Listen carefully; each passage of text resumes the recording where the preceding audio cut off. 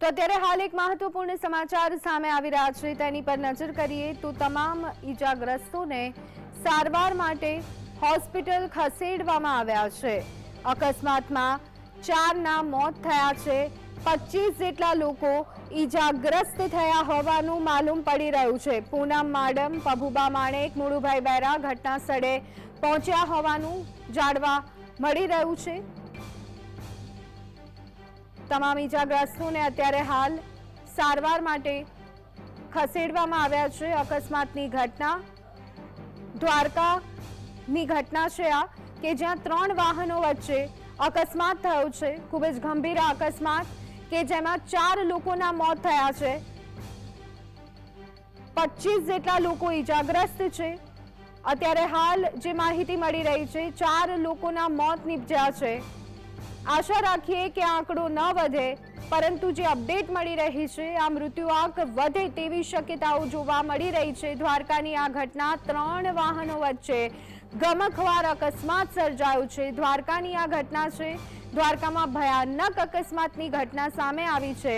અકસ્માત એટલો ભયાનક હતો કે 4 લોકોના તો મોત થયા છે, 25 જેટલા લોકો ઈજાગ્રસ્ત થયા હોવાનું માલુમ પડી રહ્યું છે અને હજી પણ મૃત્યુઆંક વધે તેવા સમાચાર સામે આવી રહ્યા છે। અત્યારે હાલ પૂનમ માડમ, પભુબા માણેક સહિત અનેક નેતાઓ ત્યાં દોડી ગયા છે, પરંતુ 4 જેટલા લોકોના મોત નીપજ્યા હોવાના સમાચાર દ્વારકાથી સામે આવી રહ્યા છે। અકસ્માતની સંખ્યામાં રાજ્યમાં સતત વધારો થતો જોવા મળી રહ્યો છે, ત્યારે વધુ એક અપડેટ અત્યારે હાલ સામે આવી રહી છે। દ્વારકામાં અકસ્માત થયો છે, 3 વાહનો વચ્ચે ગમખ્વાર અકસ્માત સર્જાતા 4 જેટલા લોકોના મોત થયા છે, 25 જેટલા લોકો ઈજાગ્રસ્ત થયા છે। તમામ ઈજાગ્રસ્તોને અત્યારે હાલ સારવાર માટે હોસ્પિટલ ખસેડાયા હોવાનું માલુમ પડી રહ્યું છે। દ્વારકામાં ભયાનક અકસ્માતની ઘટના સામે આવી છે। દિવસે અને દિવસે રાજ્યમાં ગમખ્વાર અકસ્માતનું પ્રમાણ સતત વધતું જઈ રહ્યું છે। ટ્રાફિકના નિયમો નેવે મૂકી અને બેફામપણે જ્યારે વાહનો હંકારવામાં આવે છે, ત્યારે નિર્દોષ લોકોને જીવ ગુમાવવાનો વારો આવે છે। તો આ દ્વારકાના દ્રશ્યો છે કે જ્યાં ગમખ્વાર અકસ્માત 3 વાહનો વચ્ચે થયો હતો અને ટ્રાફિક જામ અત્યારે હાલ જોવા મળી રહ્યો છે।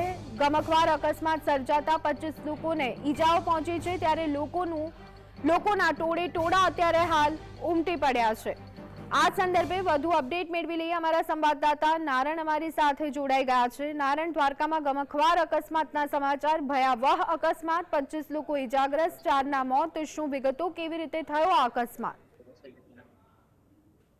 જી, વાત કરવામાં આવે તો દેવભૂમિ દ્વારકા જિલ્લાની જે દ્વારકા યાત્રાધામ દ્વારકામાં જે વાત કરવામાં આવે તો એ એક્સિડન્ટમાં વાત કરવામાં આવે તો એક બાઇક અને 2 4 વ્હીલ અને એક પટેલ ટ્રાવેલ્સ નામની એક બસ હતી, તેમનું એક એક્સિડન્ટ થયું હતું। અને એક્સિડન્ટની વાત કરવામાં આવે તો 4 લોકોના હાલ જે છે એ મૃત્યુ થઈ ચુક્યા છે અને હાલ જે છે એ મૃત્યુનો આંકડો જે વધી શકે છે તેવી હાલ શક્યતા સેવાઈ રહી છે। અને જામખંભાળી હોસ્પિટલમાં અન્ય જે ઈજાગ્રસ્ત લોકો છે તેને તત્કાલ સારવાર માટે લઈ આવી રહ્યા છે।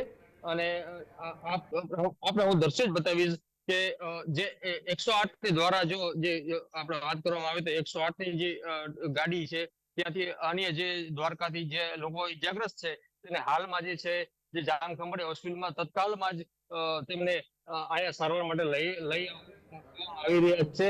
અને જેની ગંભીર ઈજાઓ છે, કારણ કે પટેલ ટ્રાવેલ્સની બસ હતી, એમાં ઘણા અન્ય લોકો ઘણા દાખલ હતા।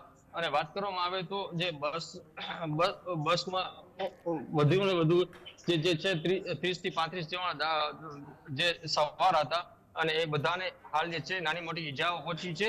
અને હાલ જે છે જે ચાર લોકોની જે ઈજાગ્રસ્ત થઈ ચુક્યા છે અને 4 લોકોનો મોત થઈ ગયો છે અને મોતનો આંકડો જે છે એ વધી શકે એમ છે। અને હાલ જે છે એ અમુક લોકોનો જે છે એ દ્વારકાથી હાલ જે છે આપણે દ્રશ્યો બતાવીશ કે જે છે દ્વારકાથી હાલ જે છે તેમને હાલ જે છે હાલ નવા જ અપડેટ મળી રહ્યા છે આપણે કે હાલ જે છે 7 લોકોનું મૃત્યુ થઈ ગયું છે, જે એક્સિડન્ટના કારણે 7 લોકોનું મૃત્યુ થઈ ગયું છે। જી બિલકુલ નારાયણ, આ જે અકસ્માત સર્જાયો છે ખૂબ જ ભયાવહ આ અકસ્માત, અનેક લોકો ઈજાગ્રસ્ત થયા છે, 4 લોકોના મોત થયા છે. કોની ભૂલના કારણે આ અકસ્માત સર્જાયો છે? શું ઓવર સ્પીડના કારણે, રોંગ સાઈડના કારણે, કયા કારણો અહીંયા જવાબદાર જોવા મળી રહ્યા છે? જી, વાત કરવામાં આવે તો હજી હાલ જે છે એ પ્રાથમિક કારણ છે, અને શું જે હકીકત હતી તે હાલ જે પોલીસ તપાસ કરી રહી છે. હાલ જે છે જે 4 નો આંકડો હતો એની જગ્યાએ 7 નો આંકડો પહોંચી ચુક્યો છે. 7 લોકોનું મૃત્યુ થઈ ગયું છે કે 7 લોકોને જે મૃત્યુ થઈ ગયા છે એની હાલમાં બોડી છે દ્વારકા પીએમ ખાતે દ્વારકા હોસ્પિટલમાં ખસેડવામાં આવી છે, અને અન્ય લોકો જે વધારે ઇજાગ્રસ્ત છે એને હાલમાં જે છે એ ખંભાળિયા હોસ્પિટલમાં